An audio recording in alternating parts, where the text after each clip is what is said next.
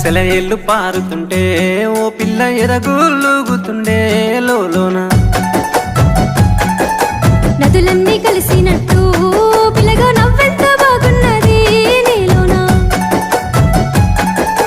గాజుల సప్పులు గలుగల్లు మోగంగా గజ్జెల పట్టీలు గంటేసి ఆడంగా వరిగడ్డి మోపు ఎత్తి ఓ పిల్ల వయ్యారి నడుము పవే ఈ వేళ సిగ్గు సింగ